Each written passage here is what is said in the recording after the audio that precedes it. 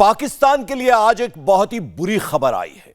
खुद पाकिस्तान के लोग और पूरी दुनिया इस बात को पहले ही समझ रही थी कि मुल्क दिवालिया होकर रहेगा। इस पर अब मुहर लग गई है। इंटरनेशनल क्रेडिट रेटिंग एजेंसी ने पाकिस्तान की रेटिंग इतनी नीचे कर दी है जहां से बाहर निकलना पाकिस्तान के बूते की बात नहीं है। अब पाकिस्तानियों का क्या होगा? वहां पर तो पहले ही भुखमरी शुरू हो चुकी है, खाने के लिए लूट मार हो चुकी है। आशंका यह है कि नेता मंत्री आवाम को छोड़कर उसके हाल पर छोड़कर कहीं विदेश न फरार हो जाए।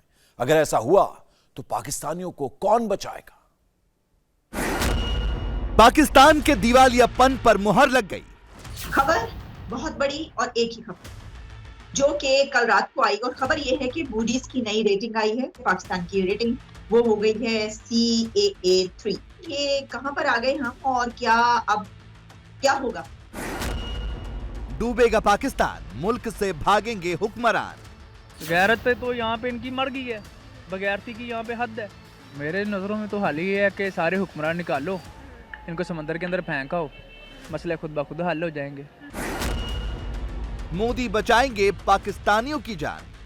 मैं आपको बता दूं, भारत के साथ ताल्लुकात ठीक है ना, तो हम दुनिया से भीख नहीं मानते। और हम तो सिरे से किसी को पता नहीं पा रहा पॉलिसी। वो मिनिस्टर बेचारा सुबह सवेरे किधर एक मुल्क में चक्कर लगाते पड़ोसियों के यहाँ नहीं जाता।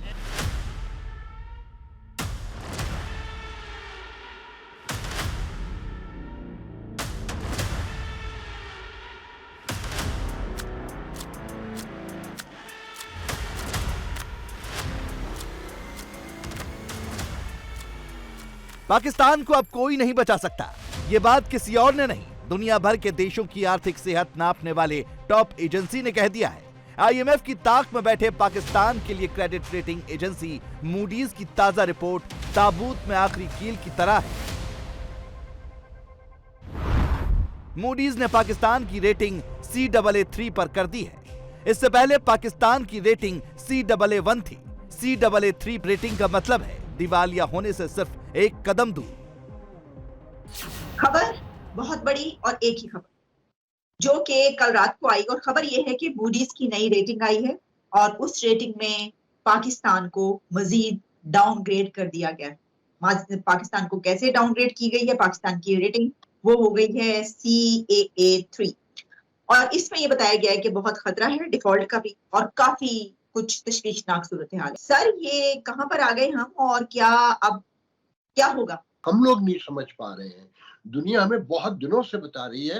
अच्छा, फिर देखें ना, आपकी सिचुएशन ये है कि आपके पास ज़र मुबादला की ज़खायर ही नहीं है, कोई पैसे ही नहीं है, कंटेनर 10,000 के करीब पड़े हुए हैं, आप अभी तक नहीं छुड़ा सके हैं, और चीजें भी खराब हो रही हैं, रोज महंगाई बढ़ रही है तेजी से, और IMF आपको रोज एक नई शर्त दे देता है। और देखें, ये जो आज मूडीज ने कहा है कि जी अगर इनको अभी 12-13 बिलियन डॉलर मिल भी जाए जून तक, ये सरवाइव भी कर जाए, तो नेक्स्ट ईयर तक फिर 35 बिलियन डॉलर के पास चाहिए। सिर्फ एक धक्का और गया पाकिस्तान पानी में। सिर पर 130 अरब डॉलर से ज्यादा का कर्ज है, जबकि उसकी जेब में सिर्फ 3 अरब डॉलर है। मुल्क के मौजूदा हालात में इस रेटिंग का मतलब बिल्कुल साफ है। CAA3 से नीचे मूडीज की सिर्फ 2 रेटिंग है।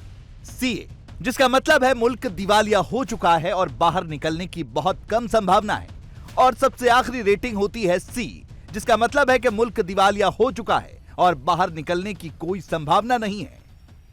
ये जिस तरह से हमारे यहां पाकिस्तान की मईशत को बयान किया जाता है ना, पसे मंजर के अंदर, बिल्कुल ऐसे लगता है जैसे सलमान खान की कोई फिल्म चल रही है।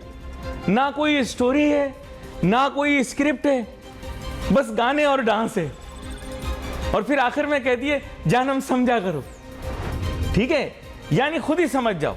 मैं सही आपको बात बता रहा हूं, आपको क्या पता दुनिया का, ऐसे ही मारते रहते हैं कश्मीर है जन्नत है, कश्मीर है जन्नत है।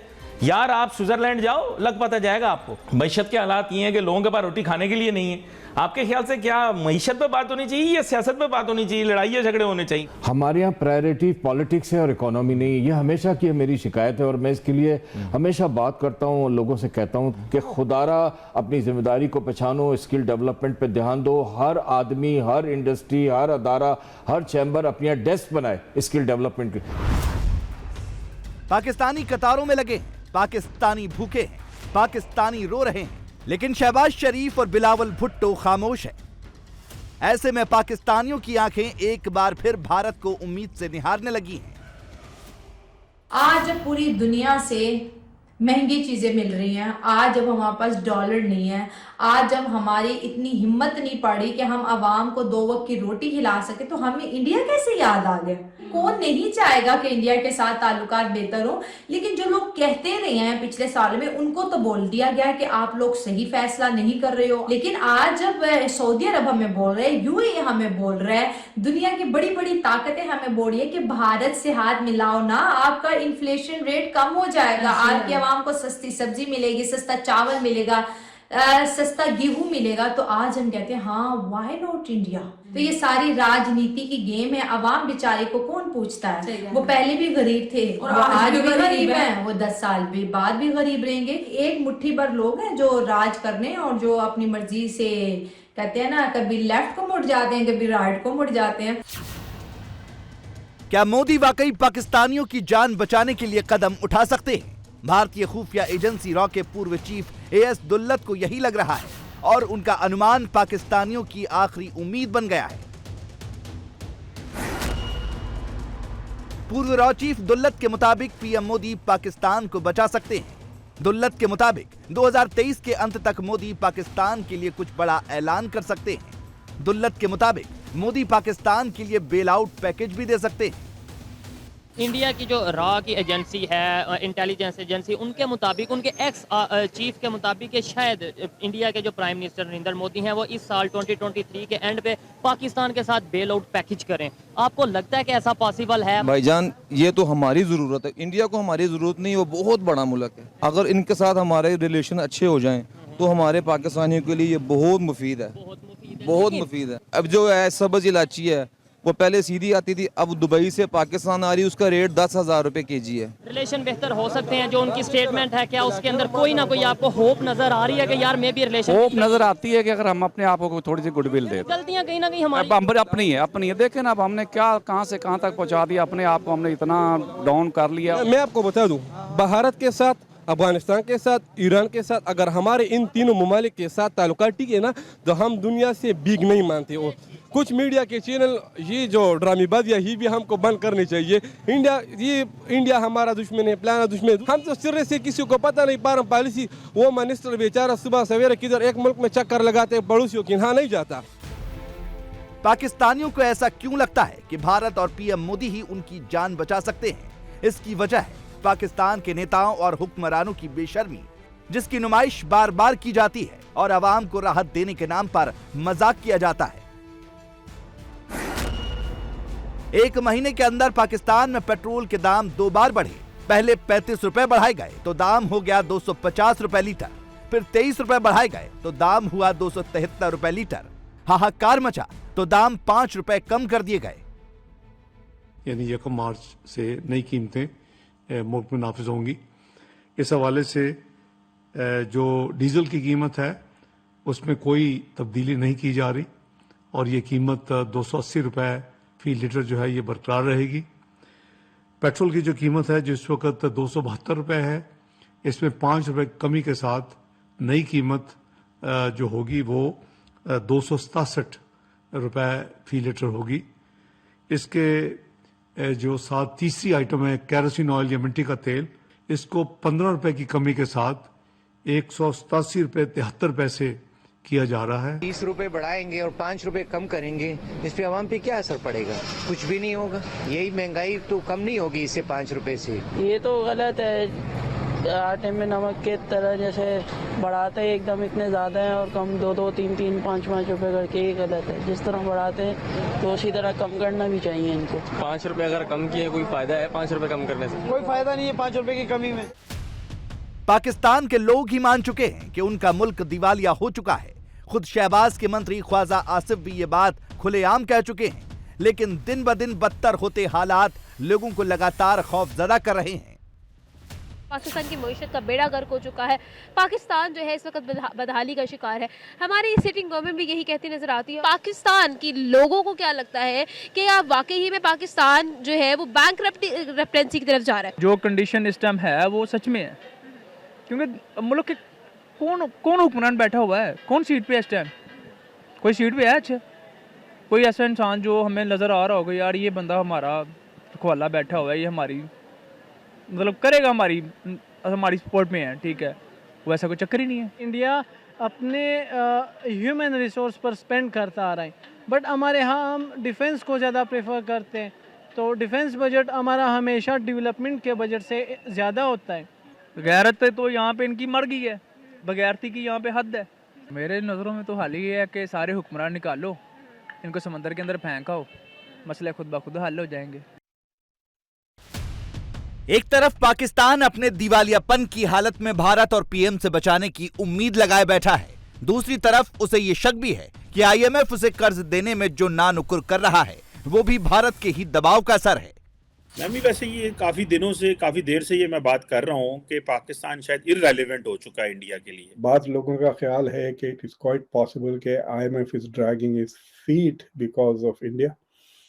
हो सकता है कि India is also pushing pressure. मेरे पास ऐसी कोई खबर नहीं है जिससे मैं इसको कंफर्म कर सकता हूँ, but I can just say that people in Washington are saying that it is possible कि India is putting pressure on IMF to go slow on Pakistan के इश्यूज पर। आई डोंट नो, बट देखिए आप कि एक तो ये है कि अगर पाकिस्तान की इकोनॉमिक सिचुएशन, जो मुझे नहीं लगता कि आइंदा 2-3 साल में इमीडिएटली अच्छी होगी, अगर आपके पास सोना भी निकल जाता है उसको खोद के निकालने में 2-3 साल लग जाएंगे, तो आप समझ जाएं कि हाउ इकोनॉमिकली इररेलेवेंट है आप।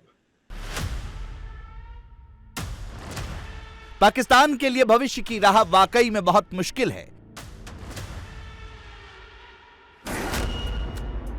अमेरिका भी पाकिस्तान से पीछा छुड़ाने का मन बना चुका है। राष्ट्रपति पद के लिए रिपब्लिकन पार्टी की दावेदार निकी हेली ने पाकिस्तान को रेड सिग्नल दिखा दिया है। निकी हेली का कहना है कि अगर वो चुनाव जीती तो पाकिस्तान जैसे आतंकी देशों को खैरात देना बंद कर देंगी। Number one thing I would do is stop giving foreign aid to our enemies. You're giving $2 billion to Pakistan, who are harboring terrorists trying to kill our soldiers. We give $46 billion in foreign aid. America जब खैरात बंद करेगा तब क्या होगा, इसे समझिए कि आज कैसे पाकिस्तान एक एक पाई के लिए रो रहा है। हमारे शाह डाक साहब ने अल्हम्दुलिल्लाह कहा कि अल्हम्दुलिल्लाह इस बात पर कहा कि हमें चाइना ने इमदाद दे दी, हमें चाइना ने भीख दे दी। भीख पर कोई अल्हम्दुलिल्लाह कहता है, वो भी मुल्क का हुक्मरान अल्हम्दुलिल्लाह कह सकता है। गाइस, यहाँ पर हम शर्म के मारे अपने किसी पड़ोसी को मुंह नहीं दिखा सकते, और ये भीख मिलने पर अल्हम्दुलिल्लाह कह रहे हैं। ये जो ना पैदाशी मांगते हैं, इमरान खान को तो कहते थे ना, ये तो पैदाशी मांगते हैं, इनको तो अच्छा वो अल्हम्दुलिल्लाह क्यों कह रहे हैं? भाई इनके पेट में जाएगा इसलिए कह रहे हैं अल्हम्दुलिल्लाह, गरीबों के पेट में थोड़ी जाएगा, वो तो इनके पेट में जाएगा तो कहेंगे अल्हम्दुलिल्लाह। उन्होंने तो कहना उनको शुक्र है किसी ने उनको पैसा दिया, पर मुझे तो नहीं लगता चाइना ने कुछ उनको दिया होगा, उनको भी पता है ये कैसे लोग हैं। जैसे हालात इस टाइम हो गए ना मुल्क के, आज तक मैंने अपनी ज़िंदगी में कभी नहीं देखे हैं। जो इस टाइम पोजीशन आ रही है 2023 में, जो आवाम के साथ इस कदर जुल्म हो रहा है, तो सर अब यही है, अल्लाह ही है इसको बेड़ा पार कर दे इस मुल्क का। गुजारा तो नहीं हो रहा, क्योंकि अगर महंगाई के लिए निकलें तब भी बच्चों को कहाँ से खिलाएं? महंगाई इतनी हो चुकी है कि आवाम बाहर निकलने के लिए भी निकले भी तो क्या करे, निकल के भी क्या करेगी? मतलब सुनी नहीं जाती, सुनी भी नहीं जाती, कौन सुनता है? जालिम हुक्मरान है। आप बताइएगा क्या हालात है, गुजारा हो रहा कि नहीं हो रहा? और नहीं भाई, बिस्मिल्लाहिर्रहमानिर्रहीम, कोई गुजारा गरीब के लिए कोई गुजारा नहीं हो रहा। 8 आने की रोटी, 12 आने की रोटी, 13 रुपए की रोटी कर रहे, 20 रुपए की रोटी कर रहे। गरीब बंदा जो कमाता है ये क्या कर सकता है? 25 रुपए का हो गया। हाँ बिल्कुल जी, बिल्कुल, क्यों नहीं। पाकिस्तान के हालात कहां से कहां पहुंच गए, लेकिन हुक्मरानों के ठाट बाट और अकड़ में कोई कमी नहीं आई। मंगलवार को इमरान खान ने कोर्ट में पेशी के दौरान जो तमाशा किया वो देखकर पाकिस्तानी हैरान है। इमरान डेमोक्रेसी के नाम रोज नया तमाशा कर रहे हैं और फौज उन्हें जेल के पीछे पहुंचाने पर तुली है। मेरा वतन पाकिस्तान नमक पैदा करने वाले मुल्कों में दुनिया पे दूसरे नंबर पे आता है। लेकिन नमक हराम पैदा करने वालों में नंबर 1 है। इलेक्शन होंगे या नहीं, ये बात न इलेक्शन कमीशन जानता है, न सरकार,